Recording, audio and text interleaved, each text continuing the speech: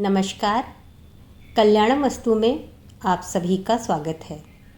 आइए आज स्वामी विवेकानंद जी के माध्यम से यह समझने का प्रयास करें, सच्चा गुरु कौन है। आज के वीडियो का वृत्तांत विवेकानंद साहित्य वॉल्यूम नंबर 3 से लिया गया है। तो चलिए हम सभी यह जानने का प्रयास करें, स्वामी जी ने क्या कहा, सच्चा गुरु कौन है। स्वामी जी कहते हैं, सच्चा गुरु वह है जो समय समय पर आध्यात्मिक शक्ति के भंडार के रूप में अवतरीण होता है और गुरु शिष्य परंपरा द्वारा उस शक्ति को पीढ़ी दर पीढ़ी के लोगों में संचारित करता है। जिस प्रकार एक विशाल नदी अपने पुराने मार्ग को छोड़कर एक दूसरे ही मार्ग से बहने लगती है, उसी प्रकार इस आध्यात्मिक शक्ति का प्रवाह भी समय समय पर अपनी गति बदलता रहता है। अतएव देखा जाता है कि कालांतर में धर्म के पुराने संप्रदाय निर्जीव होते जाते हैं और नव जीवन की अग्नि से भरे नूतन संप्रदायों का अभ्युदय होता है। बुद्धिमान पुरुष उसी संप्रदाय का आश्रय लेते हैं जिसमें से जीवन द्वारा प्रवाहित होती है। पुराने धार्मिक संप्रदाय अजायब घर में सुरक्षित रखे हुए किसी समय के भीमकाय पशुओं के कंकाल के समान हैं। तो भी इन प्राचीन संप्रदायों का हमें उचित आदर करना चाहिए। जिस प्रकार आम का एक सूखा पेड़ रसीले आम खाने को हमारी इच्छा की पूर्ति नहीं कर सकता, उसी प्रकार ये संप्रदाय सर्वोच्च की उपलब्धि के लिए आत्मा की यथार्थ लालसा को शांत नहीं कर सकते। सबसे आवश्यक बात यह है कि हम अपने मिथ्या अभिमान को तिलांजलि दे दें। यह अभिमान कि हमें कुछ आध्यात्मिक ज्ञान है और श्री गुरु के चरणों में संपूर्ण आत्मसमर्पण कर दें। केवल श्री गुरु ही जानते हैं कि कौन सा मार्ग हमें पूर्णत्व की ओर ले जाएगा। हमें इस संबंध में कुछ भी ज्ञान नहीं, हम कुछ भी नहीं जानते।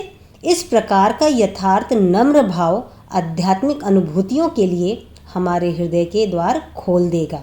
जब तक हमें अहंकार का लेश मात्र भी रहेगा, तब तक हमारे मन में सत्य की धारणा कदापि नहीं हो सकती। तुम सबको यह अहंकार रूपी शैतान अपने हृदय से निकाल देना चाहिए। आध्यात्मिक अनुभूति के लिए संपूर्ण आत्मसमर्पण ही एकमात्र उपाय है। गुरु के अधिकारी होने का प्रश्न।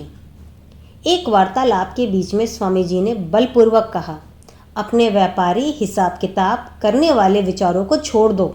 यदि तुम किसी एक वस्तु से भी अपनी आसक्ति तोड़ सकते हो तो तुम मुक्ति के मार्ग पर हो। किसी वैश्या अथवा पापी अथवा साधु को भेद दृष्टि से मत देखो।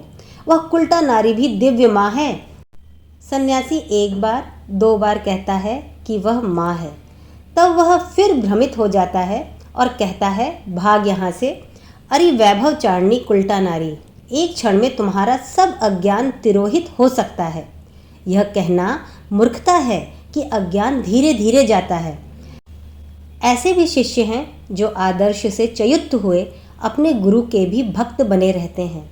मैंने राजपुताने में एक ऐसे शिष्य को देखा था जिसका आध्यात्मिक गुरु ईसाई हो गया था, पर फिर भी जो उसकी दक्षिणा नियमित रूप से दिए जा रहा था।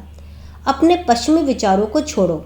एक बार जब तुमने किसी गुरु विशेष में विश्वास किया है तो संपूर्ण शक्ति से उसके साथ लगे रहो।